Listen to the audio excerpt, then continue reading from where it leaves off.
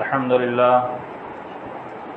نحمده ونستعينه ونستغفره ونعوذ بالله من شرور أنفسنا ومن سيئات أعمالنا من يهده الله فلا مضل له ومن يضلله فلا هادي له ونشهد أن لا إله إلا الله وحده لا شريك له وأشهد أن محمدا عبده ورسوله أما بعد فإن خير الحديث كتاب الله وخير الهدي هدي محمد صلى الله عليه وسلم وشر الأمور محدثاتها وكل محدثة بدعة وكل بدعة ضلالة وكل ضلالة في النار. أعوذ بالله من الشيطان الرجيم. لقد من الله على المؤمنين إذ بعث فيهم رسولا منهم يتلو عليهم آياته ويزكيهم ويعلمهم الكتاب والحكمة ويعلمكم ما لم تكونوا تعلمون.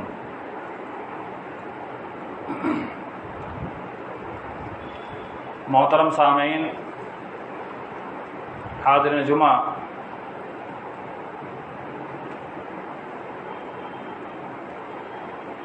آج آپ کے سامنے جس عنوان پر خطبہ پیش کرنا ہے وہ ہے اخلاق حسنہ. معاشرے میں ہر انسان اس لفظ کا استعمال کرتا ہے کہ آج انسان کے اخلاق برے ہو چکے ہیں. اخلاق کہتے کس کو ہے؟ اس کی فہم ضرورت ہے، جاننا ضروری ہے کہ اخلاق ہے کیا چیز. ایک لفظ اور استعمال کیا جاتا ہے کہ اس کی فطرت ہی ایسی ہے. فطرت کیا ہے؟ ایک اور چیز عادت، اس کی عادت بنی ہوئی ہے. اخلاق، عادت اور فطرت، یہ تین لفظ پہلے اس کو سمجھتے ہیں، پھر آگے بات پیش کرتا ہوں.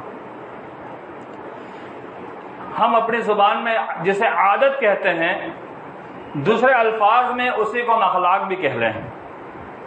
ہماری عادت بگڑتی ہے، گویا ہمارے اخلاق بگڑ گئے ہیں.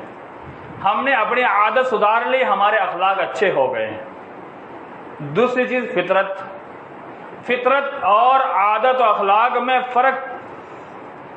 فطرت وہ ہے جو بدلتی نہیں ہے. مثلا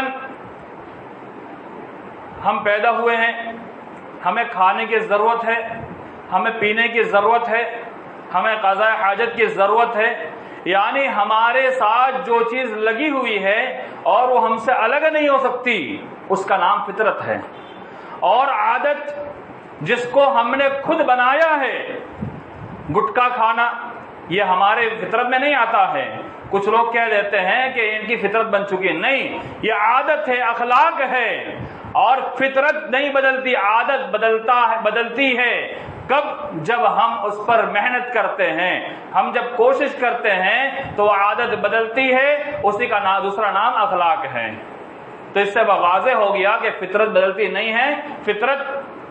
فطرت ہمیشہ جب سے انسان پیدا ہوتا ہے مرتے وقت تک اس کے ساتھ لاگو رہے گی، اور وہ ہمارے اختیار میں نہیں ہے.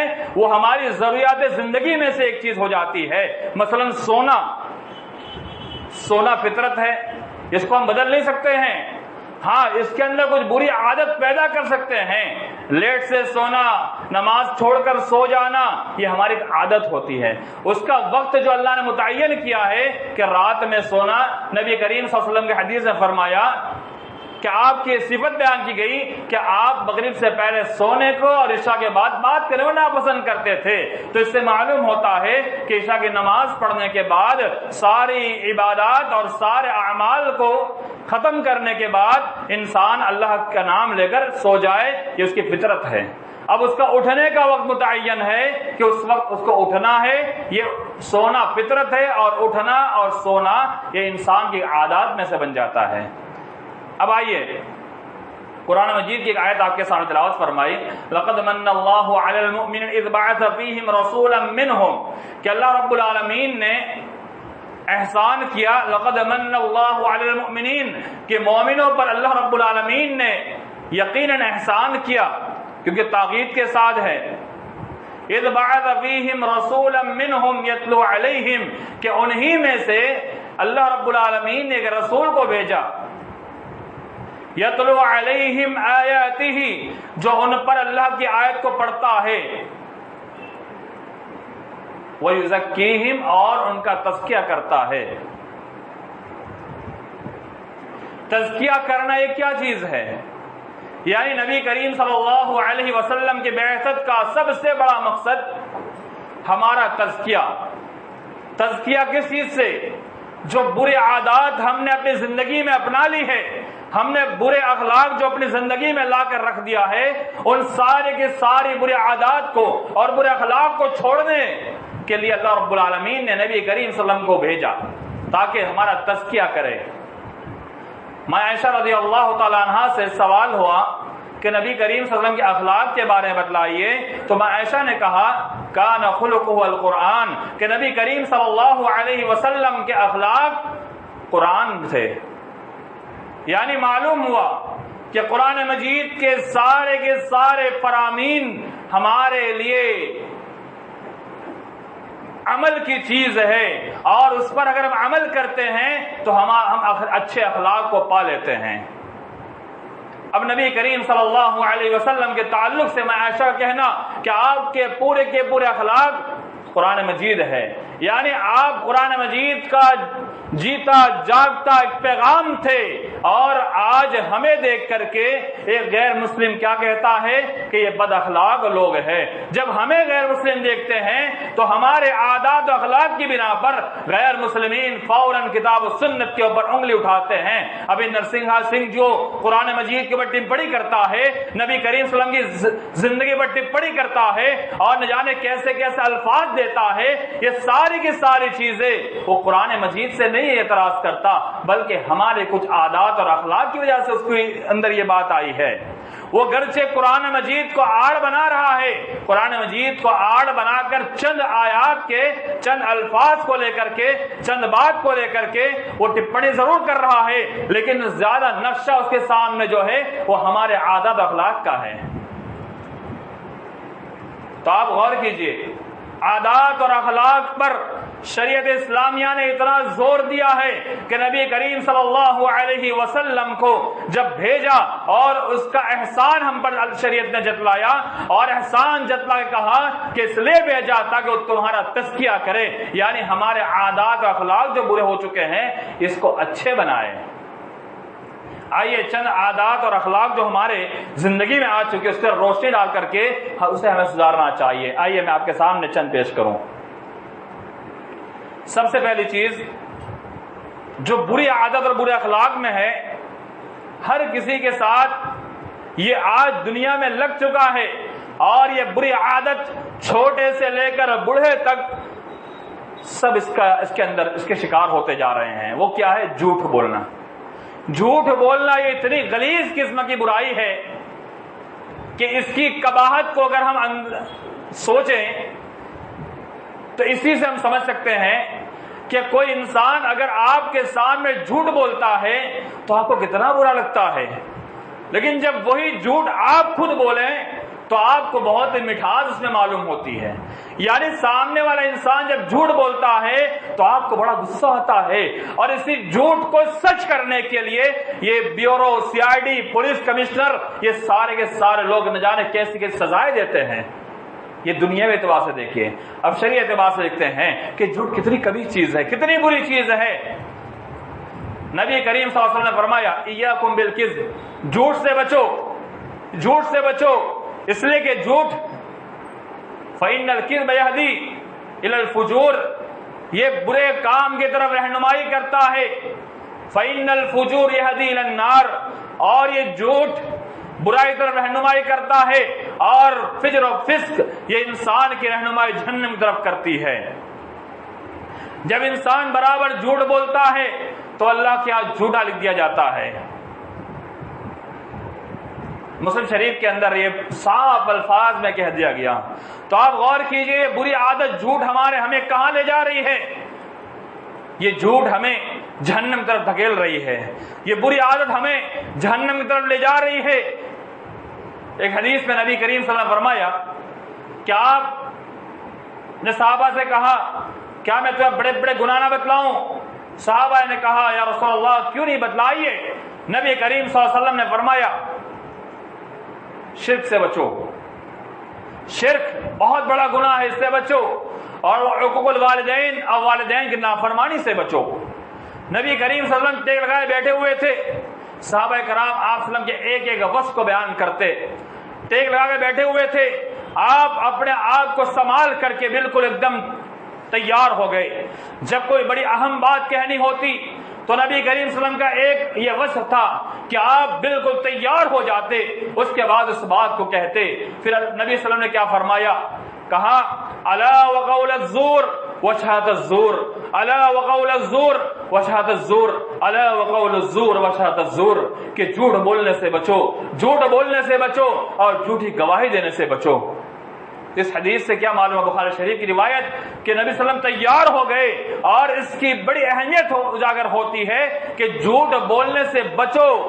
بڑی ہی اہمیت والی بات اور بڑی ہی ہمارے لیے عبرت والی بات اور ہمیں اچھے عادات کی طرف لے جانے والی بات ہے کہ جھوٹ بولنے سے بچیں. لعنت اللہ الکاذبین میں اللہ نے کہا کہ جھوٹوں پر اللہ کی لعنت ہوتی ہے. جب اللہ کی لعنت اتر جاتی ہے تو اللہ کی رحمت ہم سے دور ہو جاتی ہے, اور جنت میں جانے کا جو ذریعہ ہے وہ اللہ کی رحمت ہے. کیونکہ حدیث کے اندر آتا ہے کہ نبی کریم صلی اللہ علیہ وسلم نے فرمایا کہ انسان جنت میں اپنے اعمال کی وجہ سے نہیں جائے گا, اور دوسری روایت کے اندر اس کی وضاحت ہے الا بالرحمہ, مگر رحمت کے ساتھ, یعنی اعمال صالحہ کرے گا لیکن اعمال صالحہ کے ساتھ ساتھ اللہ کی رحمت اس کے ساتھ جب شامل حال ہوگی تب انسان جنت میں جائے گا. تو اللہ کی رحمت انتہائی ضروری ہے. جب اللہ کی لعنت ہوگی تو رحمت دور ہو جائے گی.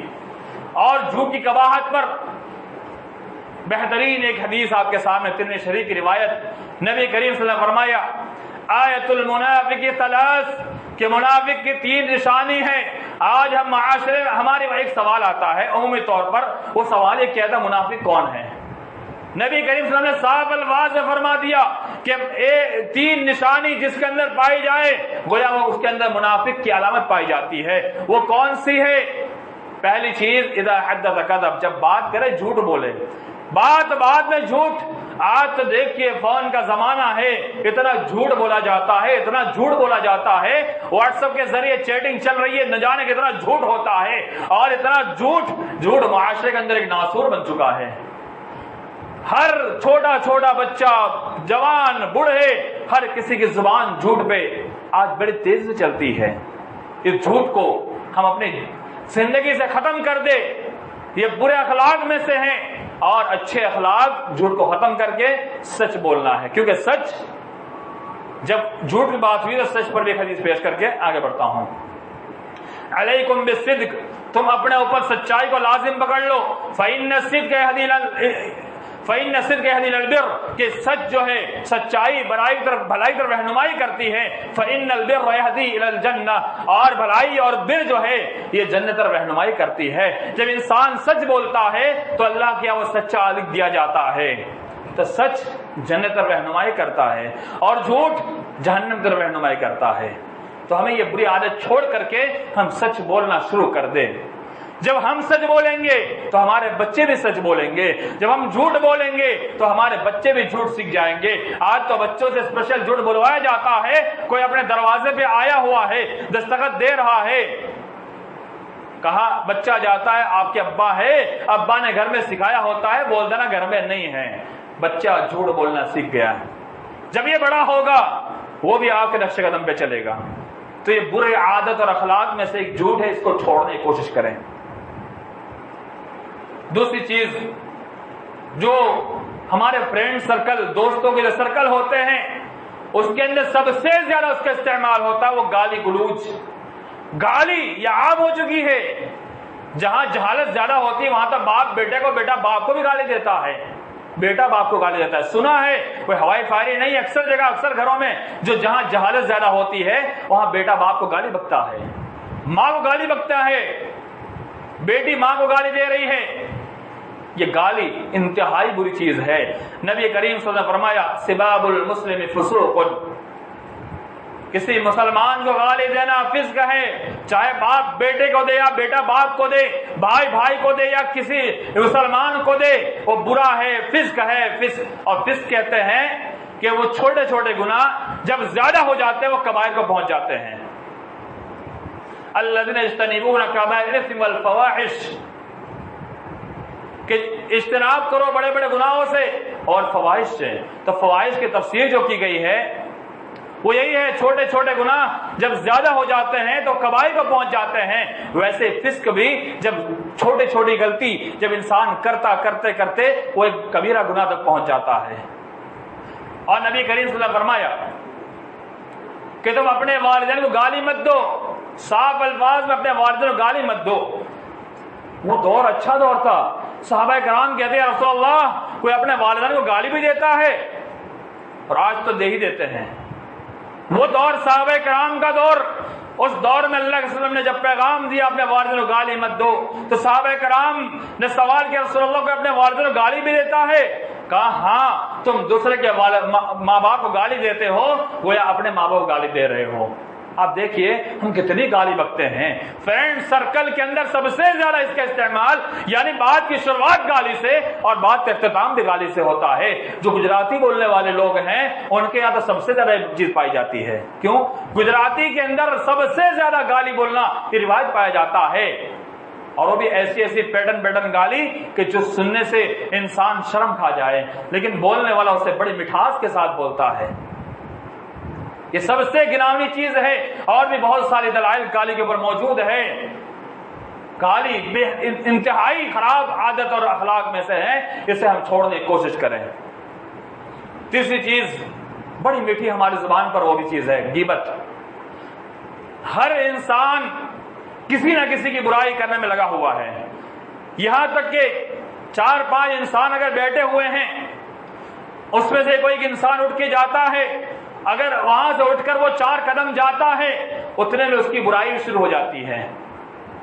اس لیے مشتاق یوسفی بڑے لکھاڑی تھے، وہ لکھتے ہیں کہ میری کوئی برائی نہیں کر سکتا، میری کوئی برائی کر ہی نہیں سکتا ہے۔ وجہ یہ ہے کہ ابھی کسی مجلس میں آتا ہوں تو اس مجلس کے اختتام تک وہی رہتا ہوں۔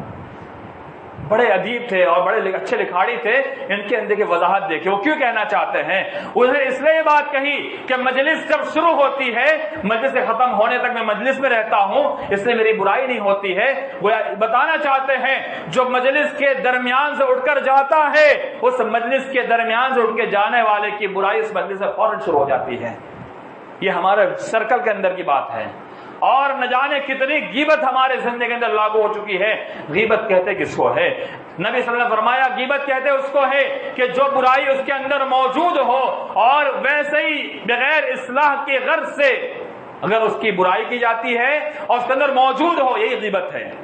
اگر اصلاح مقصود ہے اور کسی ذمہ دار کے پاس جا کر کے یا کسی بچے کے باپ کے پاس جا کر کے وہاں اس کی برائی کو بیان کیا جائے، وہ غیبت نہیں ہے۔ اس کی اصلاح مقصود ہے کہ اس کی اصلاح ہو جائے، یا اس سے کوئی برائی پائی جا رہی ہے، اب اس برائی سے لوگوں کو بچانے کے لیے اگر وہ بات رکھی جائے تو بھی غیبت نہیں ہے۔ لیکن ویسے ہی آج معاشرے کے اندر ہر کسی کی برائی شروع ہو جاتی ہے، اسی کا نام غیبت ہے۔ اور اگر اس کے اندر برائی نہیں ہے تو الزام ہے، اور الزام کے لیے کئی ایک روایت موجود ہے۔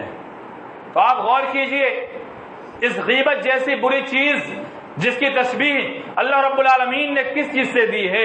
وَلَا يَغْتَبْ بَعْضُكُمْ بَعْضًا، تم آپس میں ایک دوسرے کی غیبت نہ کرو۔ أَيُحِبُّ أَحَدُكُمْ، کیا تم میں سے کوئی پسند کرتا ہے أَن يَأْكُلَ لَحْمَ أَخِيهِ مَيْتًا، کہ تمہارے کسی مردہ بھائی کے گوشت کھانے کوئی پسند کرتا ہے؟ أَن يَأْكُلَ لَحْمَ أَخِيهِ مَيْتًا، کہ اپنے مردہ بھائی کا گوشت کھانا کون پسند کرتا ہے؟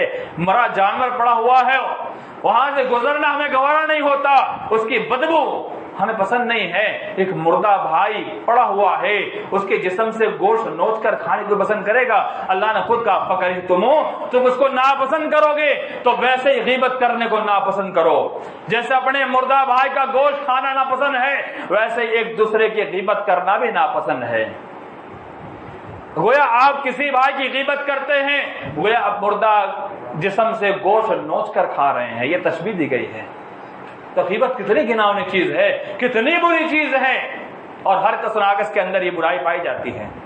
اس کو چھوڑنا چاہیے۔ اگر ہم نہیں چھوڑتے ہیں تو یاد رکھ لیجئے ہمارا معاملہ اچھا نہیں ہوگا۔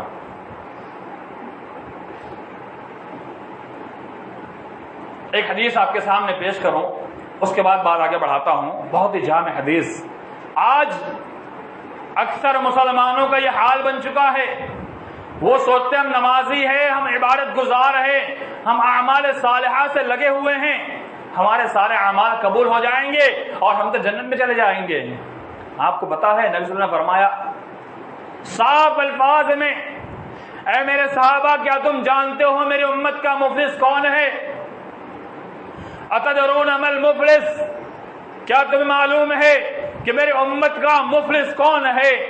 ہم سے بھی سوال کیا جائے تو ہم بھی یہی کہیں گے مفلس وہ جس کا کھانا پینا نہ ہو، پیسہ نہ ہو، جھوپڑ پٹی میں رہنے والا انسان ہو، یا فٹ پاتھ پہ سوتا ہو، یا سڑک کے اوپر بیٹھ کر بھیک مانگتا ہو۔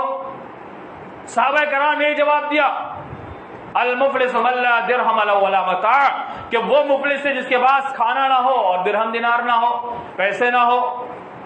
نبی کا صلی اللہ علیہ وسلم فرمایا نہیں میرے صحابہ مفلس وہ نہیں ہیں، المفلس فی امتی، میرے امت کا مفلس وہ ہے، ہم امت محمدیہ والے، ہم مخاطب ہے، کوئی اور نہیں، ہم مخاطب ہے۔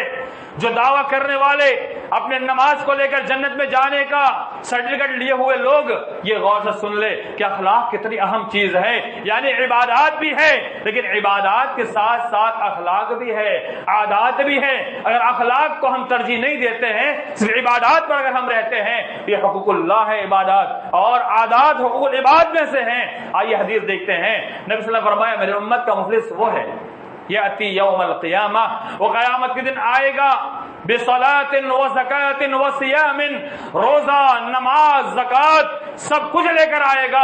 یا کہ نماز کتنی اہم عبادت ہے اس کو بھی لے کر آئے گا، اور زکات بھی دیا ہوگا، اپنے پورے مال سے 2.5% نکال کر اللہ کے راستے میں خرچ کیا ہوگا، اور رمضان مبارک کے روزے پابندی سے رکھا ہوگا۔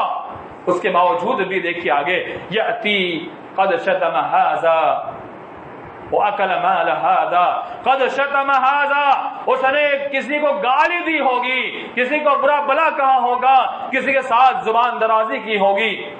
وَأَكَلَ مَالَ هَذَا، کسی کا مال دبایا ہوگا، ناحق کسی کا مال اس نے رکھ لیا ہوگا، جو حقدار ہے اس کے حق کو نہ دے کر کے وہ خود اس مال کا پورا مالک بننے کی کوشش کرے گا۔ وَسَفَكَ دَمَ هَذَا، کسی کا ناحق خون بہایا ہوگا۔ وَقَذَفَ هَذَا، کسی پر الزام لگایا ہوگا، الزام درازی کی ہوگی، کسی کے اوپر نہ جانے کیسے کیسے الزامات لگا دیے ہوں گے، وہ اس برائی میں نہیں ہوگا پھر بھی اس پر وہ الزام لگ جائے گا۔ نبی کریم صلی اللہ علیہ وسلم نے فرمایا هَذَا مِنْ حَسَنَاتِهِ، اس کے جو نماز، روزہ، زکات یہ سارے حسنات میں سے ہیں، لیکن ان حسنات کے باوجود وہ یہ سارے برے اعمال بھی لے کر جائے گا، برے عادات بھی لے کر جائے گا، برے اخلاق بھی لے کر جائے گا، کسی کو گالی دی ہوگی، کسی کا خون بہایا ہوگا، کسی کو الزام لگایا ہوگا، کسی کا ناحق مال کھایا ہوگا۔ نبی کریم صلی اللہ علیہ وسلم نے فرمایا کہ وہ عبادت گزار ضرور ہے، لیکن اس نے جس کے اوپر ظلم کیا ہوگا، جس کے ساتھ زیادتی کی ہوگی، اپنی بد اخلاقی کا اظہار جس کے اوپر کیا ہوگا، اس کو اس عبادت گزار کے اعمال اور حسنات دے دیے جائیں گے۔ اس مظلوم انسان کو اس عبادت گزار کے جو بد اخلاقی کا شکار ہے، بری عادت کا شکار ہے، اس کے حسنات اسے دے دیے جائیں گے۔ جب اس کے حسنات ختم ہو جائیں گے تو نبی کریم صلی اللہ علیہ وسلم نے فرمایا کہ اس کی حسنات کے ختم ہونے کے بعد اس جس کے اوپر اس نے ظلم کیا ہوگا، زیادتی کی ہوگی، اس کی برائیاں، اس کے گناہ جو ہوں گے وہ سارے کے سارے گناہ اس کے اوپر ڈال دیے جائیں گے۔ جب برابر ہو جائے گا اس کے بعد کیا ہوگا؟ وہ جہنم میں پھینک دیا جائے گا۔ جب وہ انسان جہنم میں ڈال دیا جائے گا وہی انسان مفلس ہے. یعنی عبادت لے کر جائے گا, نماز روزہ زکوٰۃ سب کچھ لے کر جائے گا, اس کے ساتھ ساتھ برے عادات برے اخلاق بھی لے کر جائے گا, تو اس برے عادات اور برے اخلاق کی وجہ سے وہ انسان کے اعمال ختم ہو جائیں گے, تہس نہس ہو جائیں گے, اور وہ انسان مفلس بن جائے گا. تو آپ غور کیجئے, صرف ہم اپنے عبادات کو لے کر فخر میں نہ رہے. صحابہ کرام کا معاملہ کیا تھا؟ صحابہ کرام بہت پریشان رہا کرتے تھے, پتہ نہیں ہمارے اعمال قبول ہو یا نہ ہو. کئی واقعات ہے, وقت نہیں ہے, تو اچھے اخلاق, اچھے عادات, اچھے ہمارے جتنے اچھے اخلاق ہوں گے وہی ہمیں فائدہ دیں گے. ہمارے برے عادات اور برے اخلاق یہ ہماری دنیا بھی برباد کر دیتے ہیں اور ہماری آخرت بھی برباد ہو جائے گی. اللہ تعالیٰ ہم تمام مسلمانوں کو صحیح معنوں میں اچھے اخلاق کے طور پر رکھو.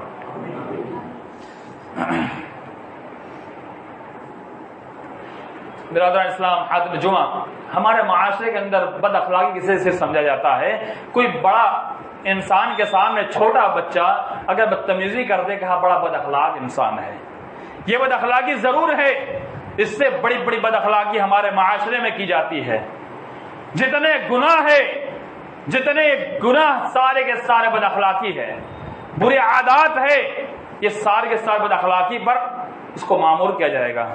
تو گناہ کو چھوڑنے پر ہمارے شریعت نے کافی توجہ دی ہے, اور ہر خطبہ کے اندر غالباً تمام خطیب اس آیت کا ضرور پڑھتے ہیں, ان اللہ یأمر بالعدل والاحسان, کہ اللہ تعالیٰ حکم دیتا ہے عدل کا, والاحسان بھلائی کرنے کا. احسان کس چیز کو کہتے ہیں؟ یہ احسان کئی معنی اس کے ہیں. اچھے سے عبادت کرنا, اچھے سے بھلائی سے پیش آنا, اچھے اخلاق کے ساتھ پیش آنے کا نام بھی احسان ہے. تو اسلام ہمیں حکم دیتا ہے, اللہ حکم دیتا ہے احسان کا. وَإِيتَاءِ ذِي الْقُرْبَىٰ, اور ضرورت مندوں پر خرچ کرنا, یہ بھی اچھے اخلاق میں سے ہیں. وَيَنْهَىٰ عَنِ الْفَحْشَاءِ وَالْمُنكَرِ وَالْبَغْيِ, اور فحش کام سے روکتا ہے, منکرات سے روکتا ہے, اور ظلم و زیادتی سے روکتا ہے. گویا معلوم ہوا اسی آیت کے اندر تین چیز کا استعمال, یہ تینوں بد اخلاقی ہے, برے عادات ہے, اس سے اسلام میں روکتا ہے. اور ہر خطبے کے اندر پڑھنے کا مقصد بھی یہی ہے. یہ عرب کے وہاں مروان کے زمانے سے یہ آیات کا پڑھنا شروع ہوا تھا. وجہ یہ تھی, ہر خطبے میں پڑھوایا جاتا تھا, وجہ یہ تھی کہ خطبے کے اندر تمام کے تمام لوگوں کو حکم دے دیا جائے کہ اللہ تمہیں اخلاق کے حکم دیتا ہے اور برے اخلاق سے منع کرتا, روکتا ہے. ابھی وہی رواج ابھی تک چلا آ رہا ہے, عربی میں چلتا ہے, اس لیے سمجھ نہیں پاتے ہیں. جبکہ ہر خطبے کے اندر ہمیں کہا جاتا ہے, ہر تقریر کے اندر, یعنی جمعہ کے جتنے خطبے ہوتے ہیں, کچھ چھوڑ کر کے جو نہیں پڑھتا ہے وہ الگ مسئلہ ہے, وہ الگ بات ہے, لیکن جو لوگ پڑھتے ہیں اور جتنے خطبے پڑھا جاتا ہے, سب میں پیغام دیا جاتا ہے کہ اللہ تمہیں اچھے اخلاق کا حکم دیتا ہے اور برے اخلاق سے روکتا ہے.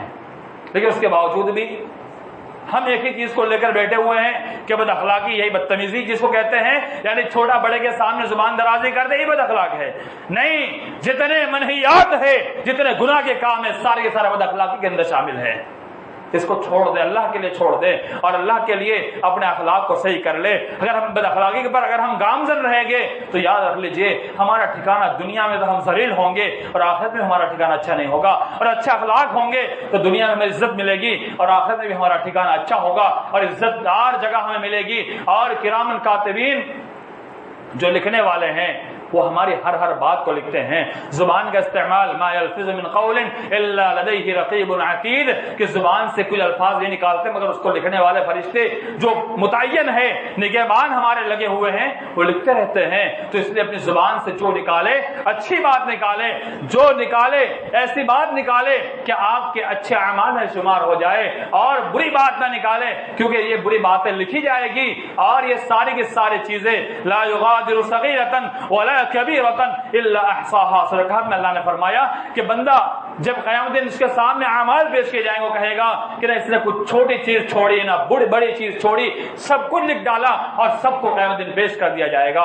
اللہ تعالیٰ صحیح معلوم ہمیں اچھے اخلاق کی توفیق عطا فرمائے. یا اللہ جو ہم سے برے اخلاق, اس سے پہلے یا اللہ ہم نے برے عادات کے اندر برے اخلاق کے ساتھ زندگی گزار دی, یا اللہ ہمیں معاف فرما دے. یا اللہ ہمیں آگے کی زندگی اچھی گزارنے کی توفیق عطا فرما. یا اللہ ہمارے اندر جو برائی ہے, یا اللہ اس برائی کو دور کرنے کی توفیق عطا فرما. یا اللہ ہمیں تمام منہیات سے روکنے کی توفیق عطا فرما. یا اللہ تیرے اندر جتنے اوامر ہیں وہ سارے کے سارے اوامر کو اپنے زندگی کے اندر لانے کی توفیق عطا فرما. یا اللہ کتاب و سنت کے مطابق میں چلنے والا بنا دے. یا اللہ صحیح معنوں میں جس چیز کے لیے اللہ تو نے ہمیں اس دنیا بھیجا ہے یا اللہ اسی پر ہمیں چلنے کی توفیق عطا فرما.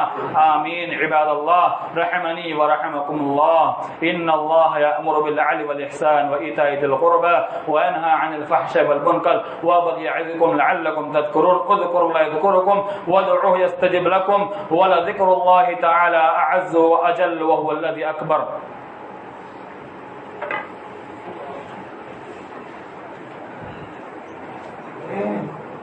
الله أكبر الله أكبر أشهد أن لا إله إلا الله أشهد أن محمدا رسول